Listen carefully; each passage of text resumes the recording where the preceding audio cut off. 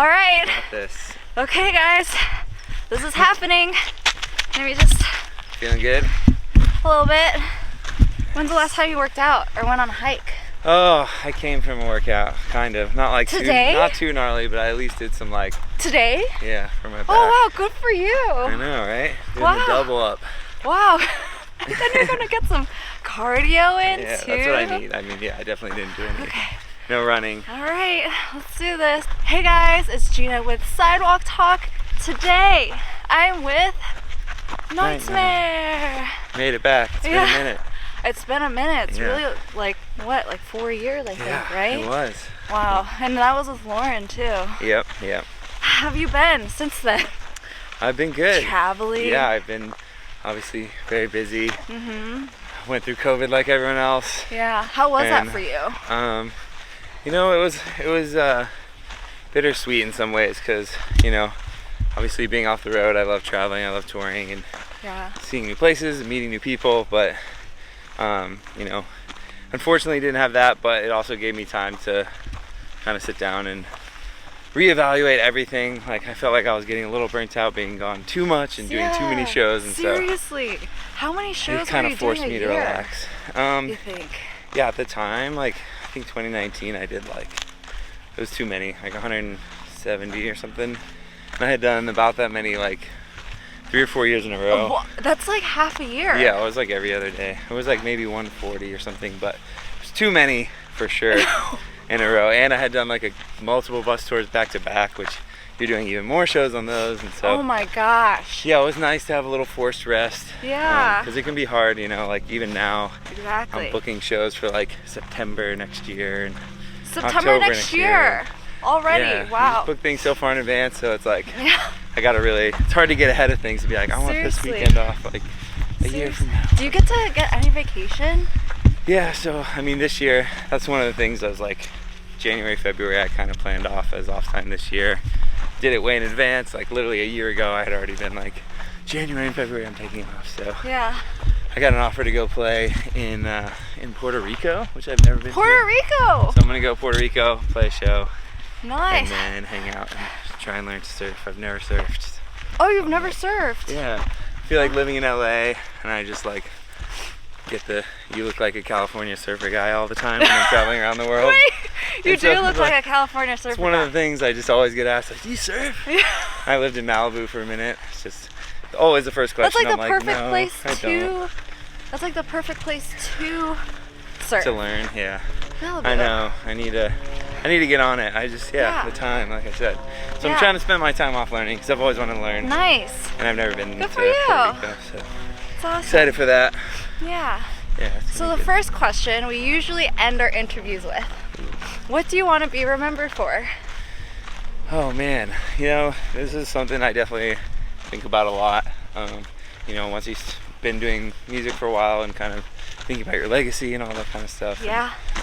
I think for me, which is something I emphasize to anybody who's getting into music when they ask me about, you know, advice, is just like writing music that I love versus like trying to write music that I think other people will love. And I feel like all artists' best work always comes out when it's like just genuine passion and you know, being creative.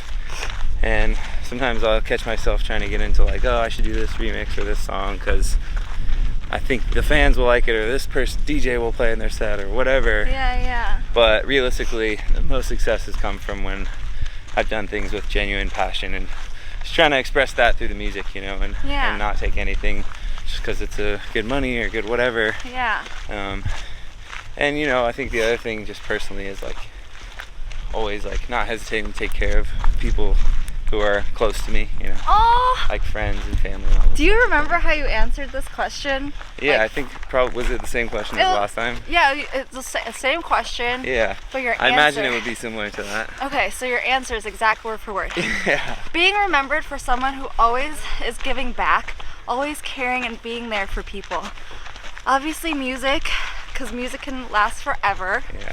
But like in the end, relationships are what I care about the most. Yeah. Making sure that the people close to me are happy. Yeah. I mean, I feel like that's just So wholesome. something that I've always felt, and I mean, yeah, like you said, music will last forever. But who pushed that like kind of like idea onto you? You not Yeah, pushed I mean, it, but like yeah. you know, you Where have did to grow up a certain way. 100%. Yeah.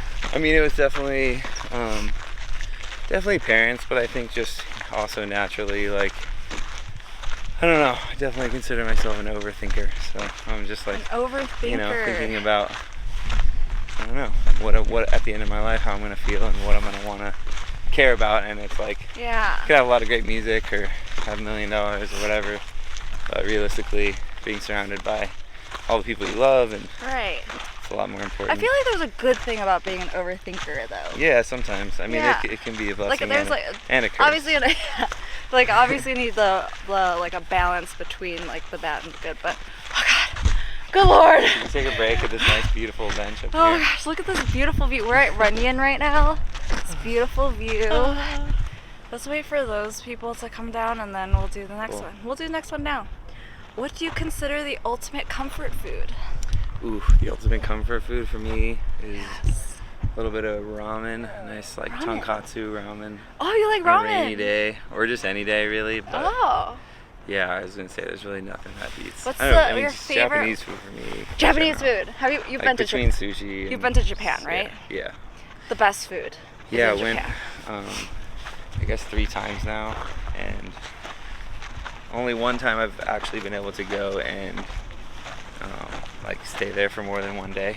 Wait, Basically. you Always don't. You've gone. never got to enjoy The first 2 Japan? times I went, yeah, exactly. I went overnight, played the show, and like left the next day. No, wait, that's crazy.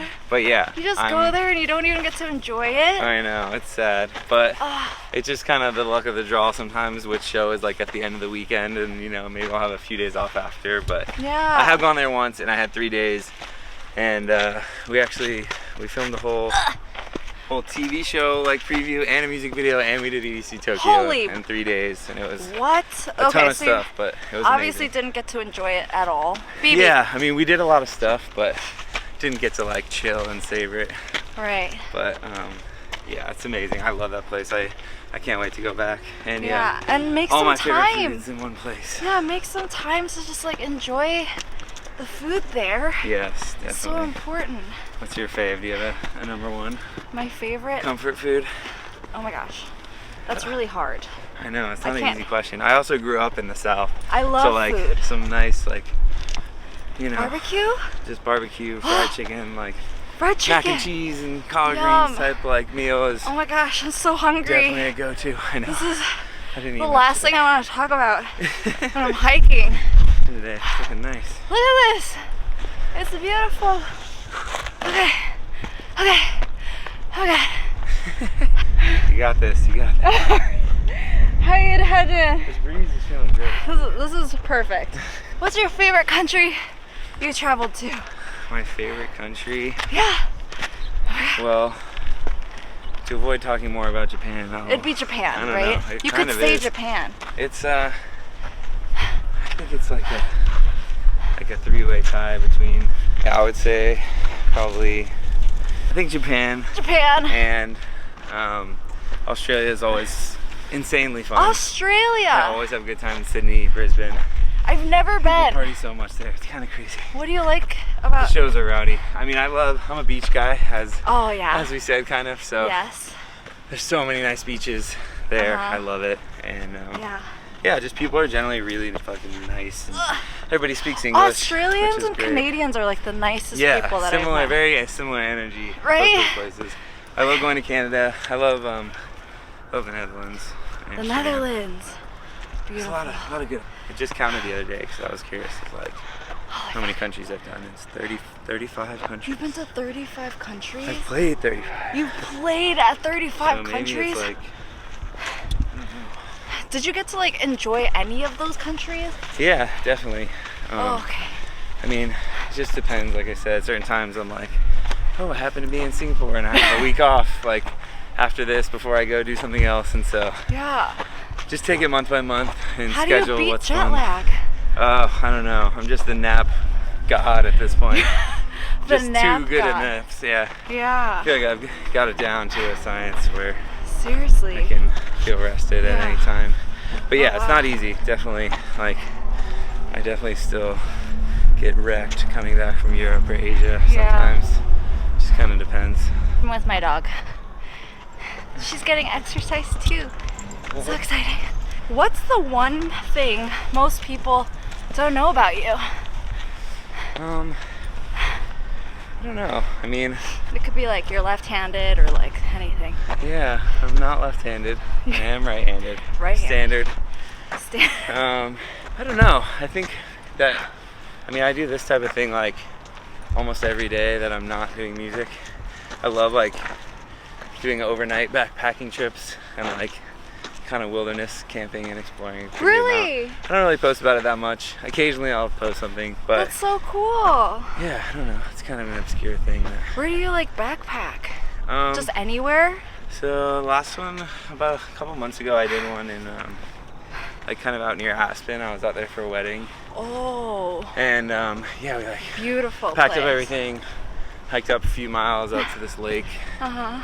and just like it's a glacier lake. It was really beautiful, and Uh-huh.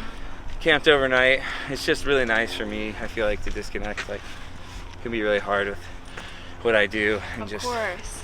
Monday through Friday, I'm like here, working on music, doing meetings, random calls about stuff all the week, Oh, and then it's like Friday, we fly to whatever city, play a show. you literally Saturday have play. the busiest schedule I've ever like- heard in my entire life. It is a lot. So Yeah. I've been trying to make my Monday, Tuesdays my weekends recently. You know, That's good. because my weekends end up being more shows. And Yeah. the cycle of. And How old are you? You're like 32. I just turned 32. 32 in October. 30. Oh, It's wait. crazy. October I 11th. turned 30 in October. Nice. Wait, What's I'm that? October 12th. Really? Yeah. Wait, whoa. Libra squad. Yeah, Libra buddies. Oh. Oh, wow. Yeah, October 11th is me. So. Oh, wow. Okay, I didn't know we were so close in birthday. Nice. I love it. Oh, God, I'm Looking dying. good already. Okay. Thumbs up. Your hobbies. I mean, like I said, kind of this. I mean, Outdoorsy stuff. yeah. Like being active. I feel like I love like hosting people also in general. Hosting. Like my family and just like when someone's Oh. coming to town. Like I'm a big foodie, you know. Aw. If you ever need recommendations for like any city ever, I'm always about like Wait, cool that's cocktail me. bars and food things. Wait, and that's me. let me know. I got you. All I the different- love hosting shabu shabu nights. Yeah, no, I try to love spend as much food. family, friend Maybe time it's as a possible. Libra thing. I don't know. I mean, yeah, I love to cook too, so I feel like that's part of it. And Oh, try really? to cook as much as I can when I'm at home, so then I'm like, yeah. What do you cook? Nothing like incredibly particular, but I just love to cook, so I'll find a good recipe, try and follow it the best I can, and make Oh, everything. wow. But yeah, I like That's experimenting. awesome. I feel like I'm not at the chef skill level where I'm like, I'm really great at this, but Yeah, I've made everything. Yeah. I'm trying to get good at least at a bunch of things. that's awesome. Sushi and Italian food. Oh, what about Korean food? I haven't made too much Korean food. I made a little bit of like Korean fried chicken, like stuff Wait, like that. what? Yeah, You before. make Korean fried chicken? I mean, I do love fried chicken. I grew up in the South, in North Carolina. That was Love like fried a chicken. go-to for a lot. And yeah, I think the best wings I ever had were in South Korea. And Wow. I was like, wow, this is next level. It is. It is. And It's then so good. I had a few other restaurants around here where it was like Korean fried chicken. It's just so good. It's ridiculous. So good. Do you like garlic? Are you a garlic guy? I do, yeah. I'm Okay. always down for that. There's this place called BBQ Chicken. Ooh. It's like this chain from Korea. That's a classic name. and and there's this one, the only thing that I like there is their honey garlic Ooh. barbecue sounds so chicken good. or fried chicken. Yep.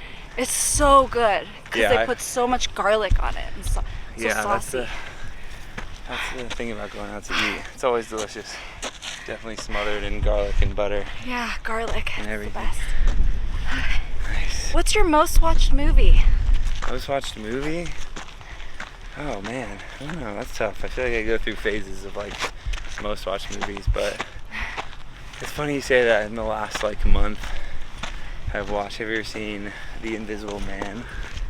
No. Really? Oh, I love like murder mystery kind of things. And Oh. it's a really crazy movie where this like optics like scientist guy The Invisible fakes his own Man. death to like kind of get revenge at someone. You gotta watch it. It's one of my favorite movies. Where is it, on Netflix? Maybe Amazon, or Amazon. whatever you can buy a movie. What is your biggest fear? My biggest fear? Oh man, I don't know.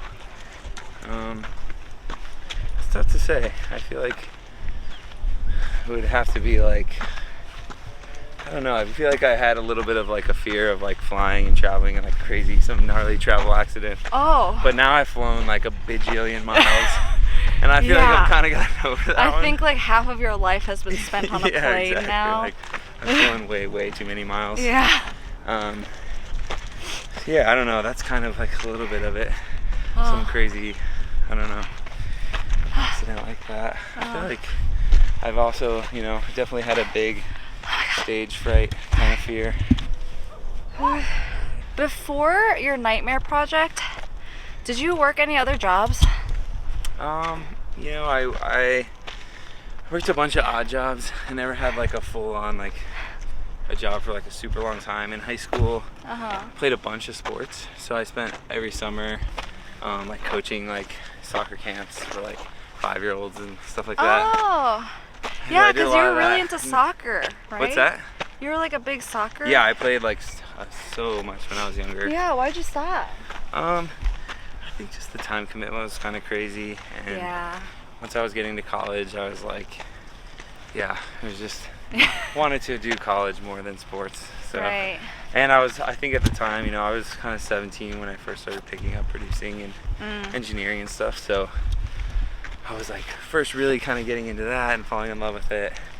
And I think I was like, I'd rather spend my free time doing this. Right. You know? Yeah, it's true. So I ended up kind of leaning towards that, which I'm glad I did.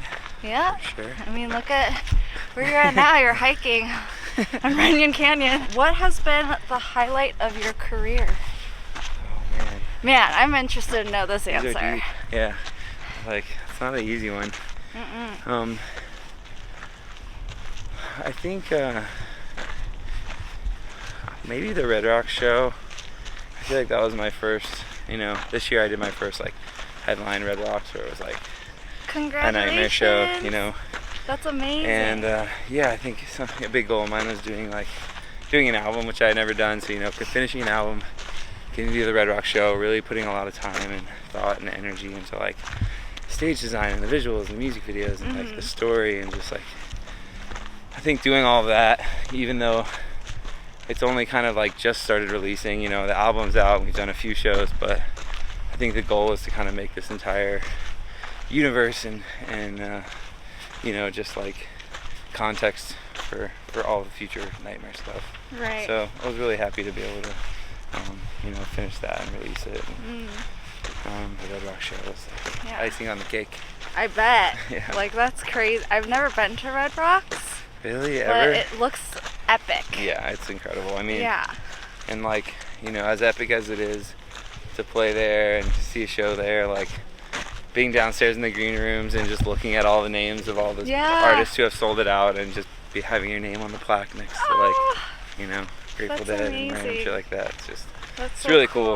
Yeah, seriously.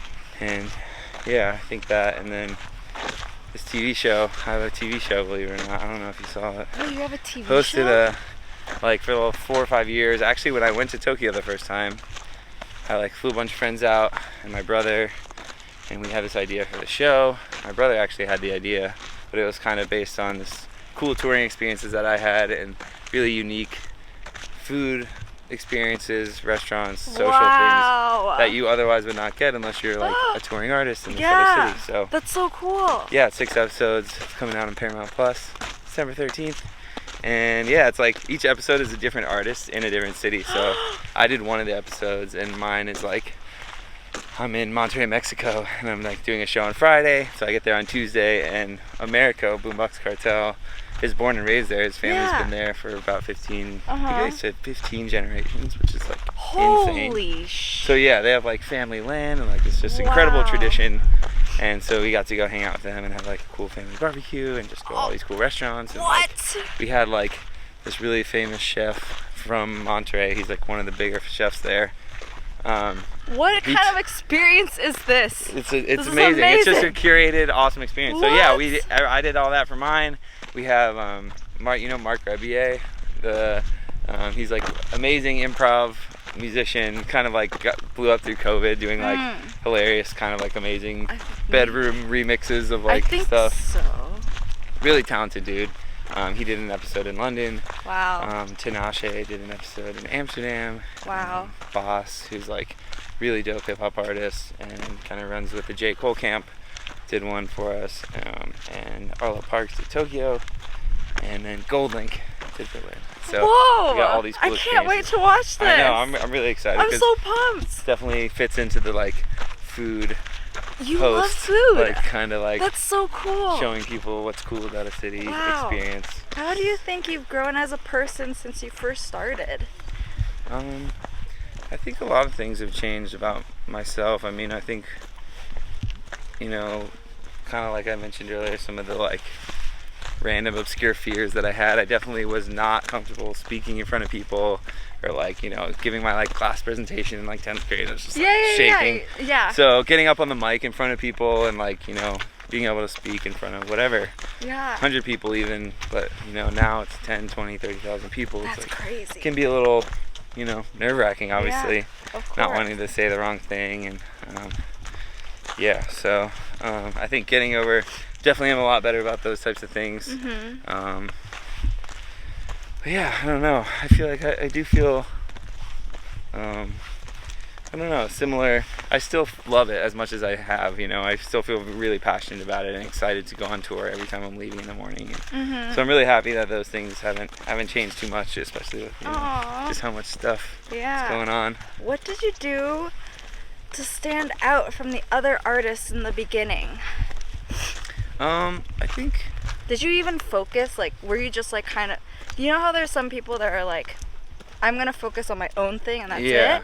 And then there's people that study like other artists and like I mean, I think there's value to both, right? Yeah. You know, but for me, I went to a music production school just over the hill here, Icon, Yeah. And one of the classes we took was like, it's called the Art of Flow, basically. And all I keep hearing about this class. It's really good, and it's basically, I mean, you're just studying like creative flow and kind of like things to help you get out of a writer's block and like all these different techniques that will help you be more creative when you get in the studio. And a lot of it is like, one thing they hound is like not comparing yourself to other people, because it's really easy to get caught up in like, oh, well, this guy's, you know, song is doing better than mine, and like I feel like mine's better, or this whatever.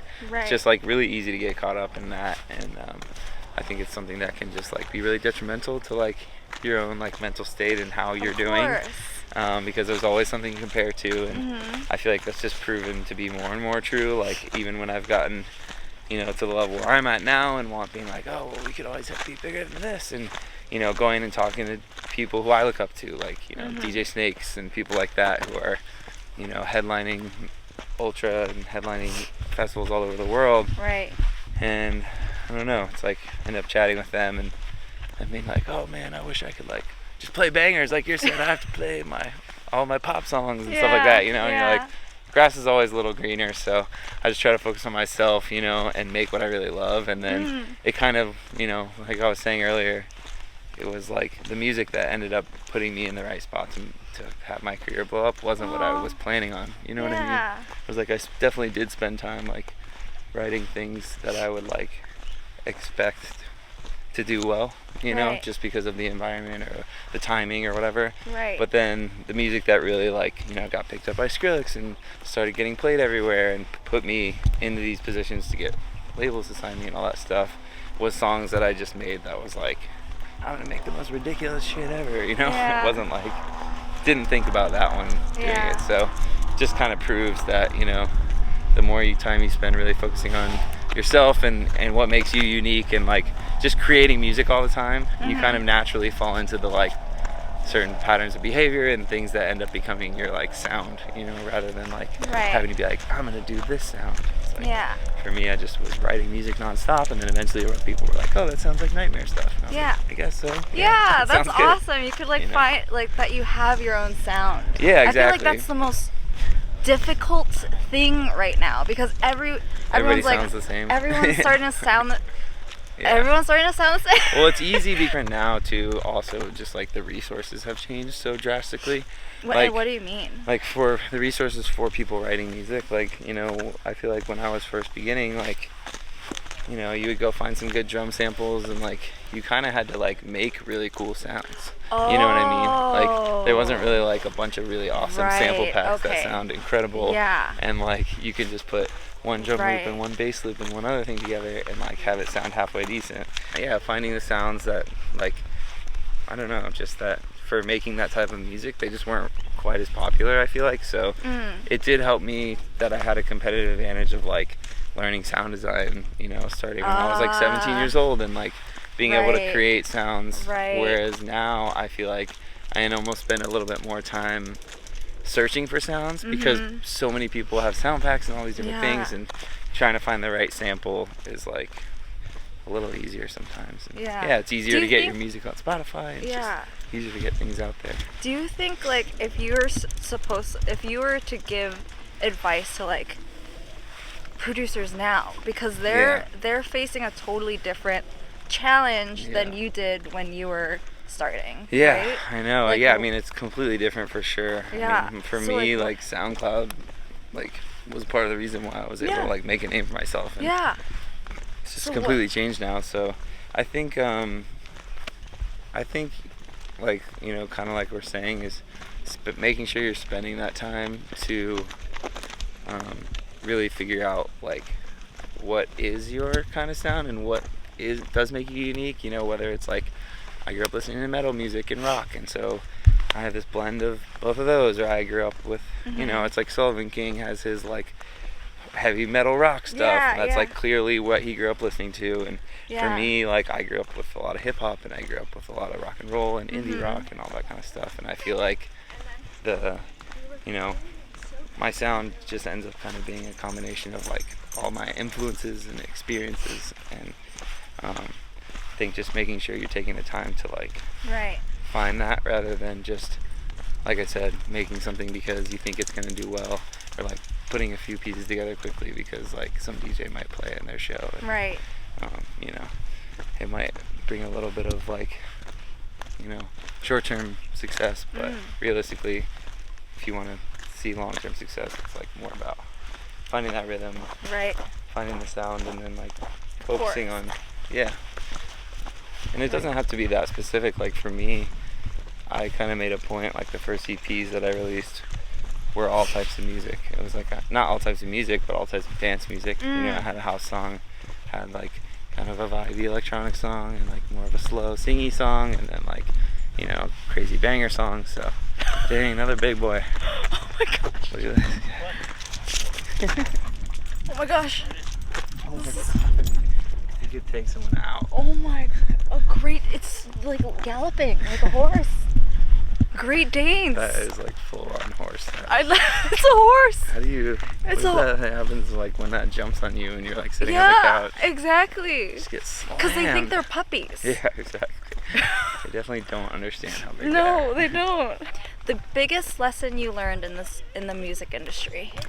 I think the biggest would be, I mean, it's really hard to not sound like I'm repeating myself, but a little bit of it is like trusting your vision, because just, you know, there's like, I don't know, it's really easy to fall into, like I said, like either making something because like you think it's gonna work, or like your management wants you to do it, or like other people are trying to do it, or like, I don't know, you just end up like, it's really easy to get pushed into doing stuff. And I feel like every time I've been like kind of like, I don't know if I should do this maybe, and then I ended up doing it, like it just was a bad idea every single time. And I'm like, I feel like I'm often too nice, and so I like for a while was kind of like would get kind of pushed into doing things. So like, oh hey, you got this remix, like do you want to do it, and it's this much money, and like it needs to be done in like 3 weeks. And I'm like, well, I don't really have like time to like finish a remix in 3 weeks, but like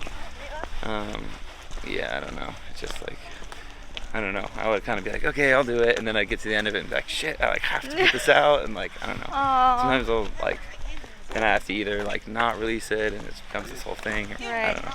Sometimes I'm just like, if you really focus on like just doing what like just following your own vision and trusting your own vision, it always works out for the better, even though people will always say that you're crazy or that you're ridiculous. And I think Slander's a really good example of that too. Like Derek has such a specific vision of like what he likes for Slander and what he wants, and there's so many times where we've like all been on calls with management and stuff, and he's like, this is what's happening, and everyone's like, really? I can't believe that's like crazy. I'm surprised that he's gonna do that. And then like they'll do it and it like is amazing, and like, you know, I don't know, it just works out great for them. And I'm like, I completely trust Derek 100% on his like anything, I don't know, just whatever he decides for his project, you know. It's like they obviously are killing it right now too, which is awesome. What is the best piece of music production advice that you've ever received?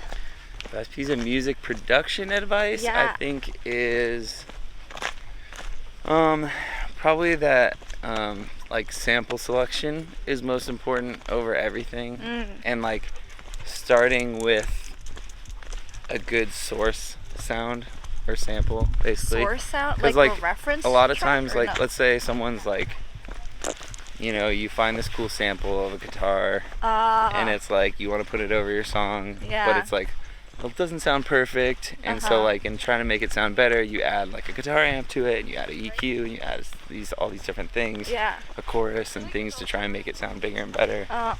When in reality, it's like kind of trying to polish a turd, like maybe it's just not the right sound, you know what I mean? Whereas if you spend the time, even though it's going to take longer and maybe isn't what you want to do, like really finding, you know, like re-recording the guitar so it sounds exactly how you like, and just getting to the point so the original sound is what you want it to sound like.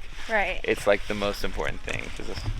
Same thing with vocals, like sometimes you'll have a vocal and I'm like adding all these things to it, trying to get it to sound better, sound less whatever, sound less like, in reality it's just like the vocal wasn't recorded that well, and so I just needed really to solve the problem. I just needed to go re-record the vocal, make it sound better, and like start with a better sound. That makes sense. Sometimes it's like hard to get across too, because you're like, oh shit, this is the only one I have, like what am I gonna do? But realistically, you know, really like rather than adding things on to try and make things sound better, like finding a better starting sound is really like always kind of a better idea. I don't know. And it's like I feel like that's come around a lot when I've been like, anytime I find myself trying to force it, I'm like, whoa, why don't these sounds fit together? It's like I'm better off just spending time finding a new sound.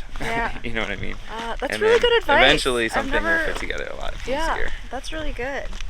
And like especially once you have like the really basic clean sound, like, I mean, this might sound like gibberish, but adding like saturators specifically like help a lot, because if you add a saturator, it's basically adding harmonics to whatever, like, you know, sound you have. And so if you have a shitty sound and you're trying to add harmonics to it, it just becomes shitty everywhere. It's just shittier. Whereas like if you have a really simple clean sound, even if it sounds a little thin, the more you like add the harmonics, like at least the harmonics that are like being added make sense and are beneficial for the sound, and it will sound cleaner in the end. Wait, is that Ari? It might be, yeah. I was like, he definitely didn't go all the way up. Wait, is that's for sure him? Is it? I don't know. Wait, is it? I can't tell. I don't know. Maybe it's not. He was wearing a gray sweater and black pants, so. I feel like he's probably definitely up on that. I think he might on that hill over there. Just keeping an eye out for us. He's probably waiting. He's probably thought we were coming back down. Oh, maybe. Hopefully not. What is your favorite plugin?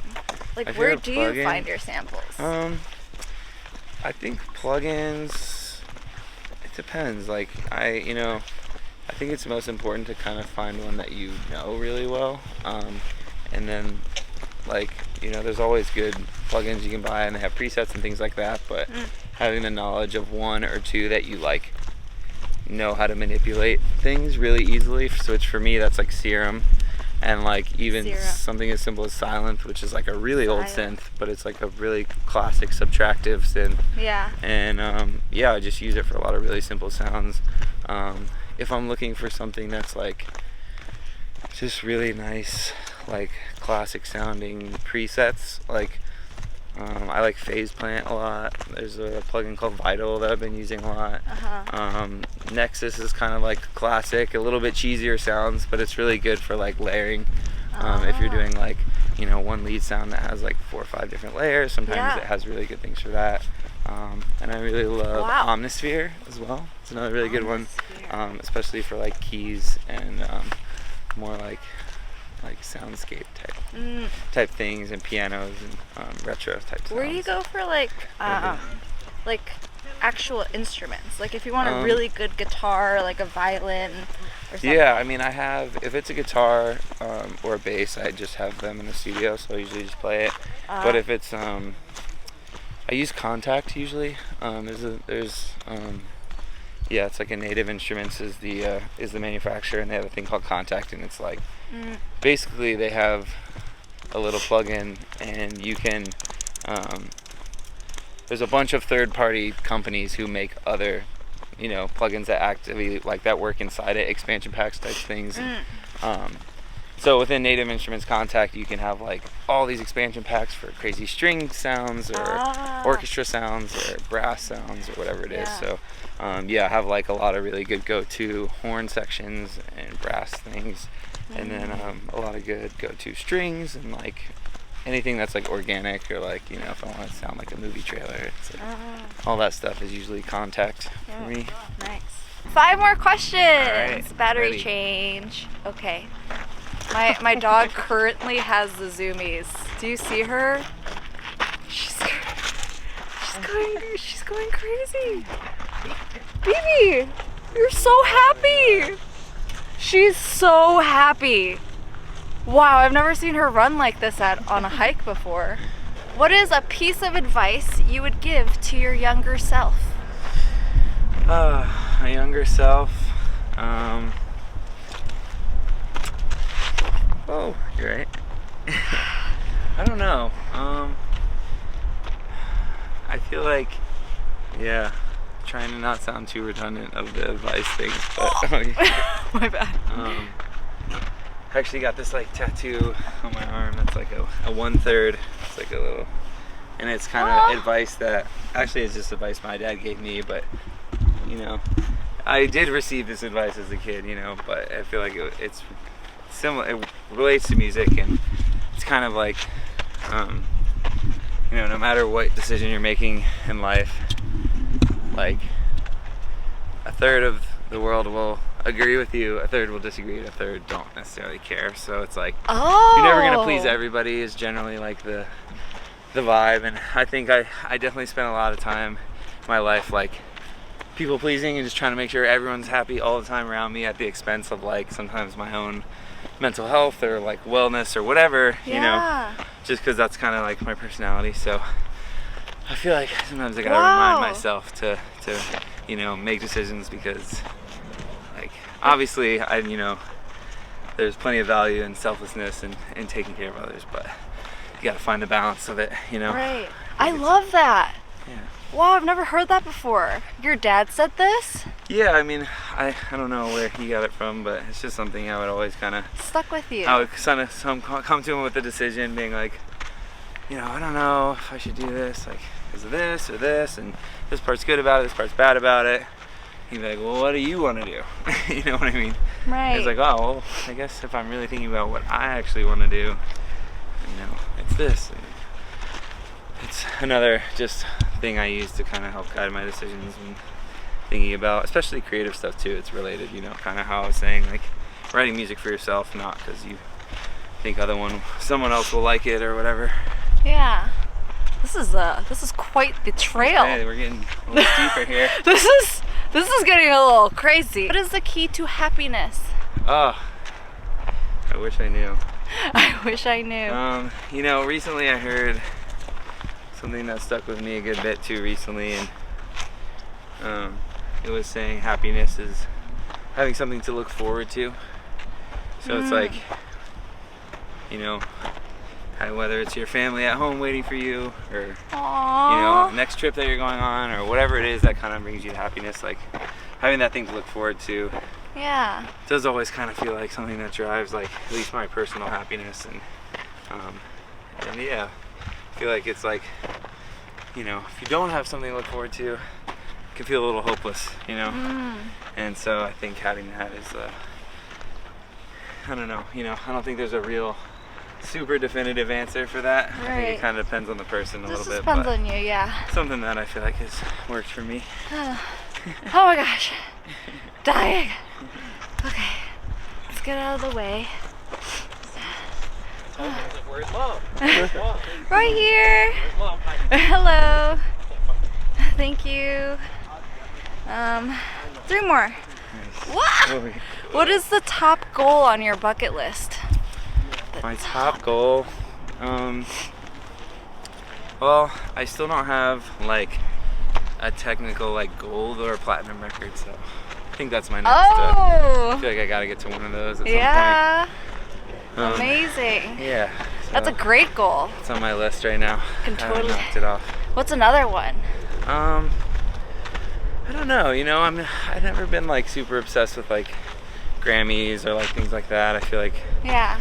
a little industry kind of weirdness, but I think, I don't know, those are my main 2 for music. I think, you know, I think every time I do a ticket or a round of tours, I'm always like kind of pushing to do bigger shows. I've never really done like, I mean, this one that I just Bigger did, shows. I mean, you know, it's like I always want to be growing, Yeah. of course, but I just mean, you know, if it's a nightmare show, the biggest one I've ever done was at Bill Graham just the other day. Oh wow. And it was like 8,500 or something. Wow. So that was really cool. And Madison Square Garden next? yeah, I'm like, you know, I don't know, stable centers, or I guess crypto is like 12. Yeah. And I don't know, I want to get to the point where I can do like some arena someday. I think I'll get there. Yeah. I can totally see that. And- What does the future of Nightmare look like? You know, I think now that I've kind of built out this this like Dreamverse kind of universe and context for all these things to exist in, I you know, I put out an Unsound EP last year, so my goal is for next year to do another one. I think it'll probably be a good bit longer. I don't know how many tracks it'll be right now, but yeah, I want to do another big Unsound EP. I feel like those were all kind of like really fun festival kind of banger tunes that I did, just collaborations with either younger guys or newer guys to the scene who are kind of like starting to make a name for themselves or putting out tracks on our label. So really hoping to kind of continue doing that and shining the spotlight on like a lot of those people who are like really killing it and not getting as much attention as I feel like they should be getting. Right. So yeah, focusing on that, and you know, I think just continuing doing what we're doing and making music, getting out there as much as I can to play for people, and yeah, I think, I don't know, eventually I'll do another album, but it'll be a little while, so I think I'll be back in like We're gonna banger get mode, some rest. banger mode, EP mode for a while. Yeah, I mean, I'll definitely also need the rest. Yeah. I think I'm now at the point where I probably won't be doing as many shows a year. Like this year I did like 85. It's still a lot, but not like nearly as much as previous years. So Yeah. I can be a little more selective with my shows and Yeah. have bigger budgets. I can do bigger crews and bigger lights and lasers, and you know. So it's nice kind of getting into that realm where I can, you know, for Dreamverse we had 9 people running the show. It's like we gotta bring out the whole crew. Yeah. Everybody's really dialed in, and you know, kind of elevating the Nightmare show from like this is a DJ set to like this is like a visual experience. You know what I mean? I'm so excited for you. Kind of like take it up to that next level. It's amazing. Good for you. That's the goal. Yeah. Working on it. Love it. And just like a side question, what like producers are you, like up and coming producers are you watching right now? Like, are there any?